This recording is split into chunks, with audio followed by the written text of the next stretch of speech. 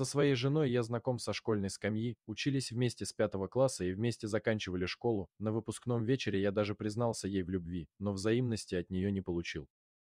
Я после этого очень сильно ушел в себя, и знакомство с девушками у меня ушло на второй план. Я поступил в университет и ударился в учебу, даже получил красный диплом по окончанию.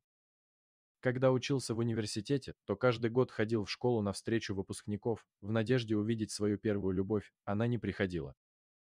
Кто-то из друзей сказал мне, что она уехала жить и учиться в другой город.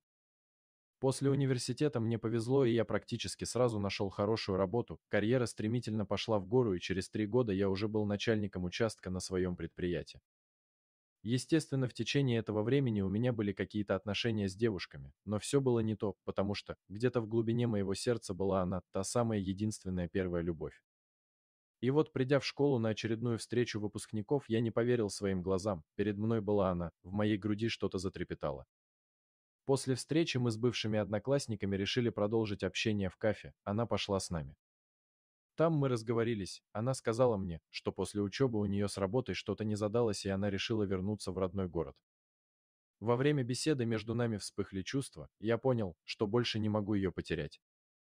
Мы стали встречаться, я был на седьмом небе от счастья, а потом я предложил ей стать моей женой, и она согласилась. Жить стали у меня в квартире, которую я снимал в центре города. Зарплата позволяла мне безбедно содержать нас, и я сказал ей, чтобы она не торопилась с поиском работы. В принципе, меня устраивало, что жена домохозяйка, в доме всегда будет вкусная свежая еда, чистота и порядок. Первое время все было хорошо, а потом я стал замечать, что когда я прихожу с работы, она все время уставшая и практически не уделяет мне внимания. У меня закрались сомнения, а вдруг она не любит меня и стала моей женой из-за денег.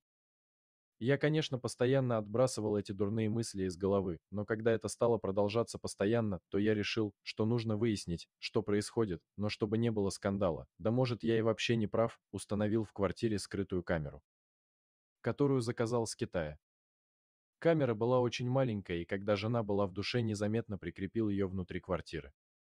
Просматривать видео можно онлайн с телефона, и когда я ушел на работу, то сначала не решался открыть и проследить за женой, а вдруг там-то, что разобьет мне сердце.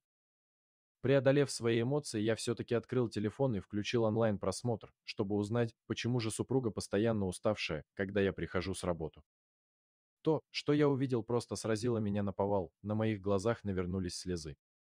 Я в течение всего дня смотрел, что делает моя жена, и оказалось, что я был неправ. Она целый день с утра и до вечера практически не садилась отдохнуть: уборка, стирка, готовка, потом сходила за продуктами и принесла 2 тяжелых пакета, а ближе к вечеру она присела лишь для того, чтобы навести макияж и встретить меня с работы. Как же я был неправ, после работы я забрал жену из дома, купил ей шикарный букет цветов и отвез в дорогой ресторан, где все рассказал, и к моей неожиданности она лишь улыбнулась и поцеловала меня, сказав, что я лучшее, что было в ее жизни. Дорогие друзья, если вам понравилось видео, поставьте лайк, а также подписывайтесь на канал, где найдете еще много интересного.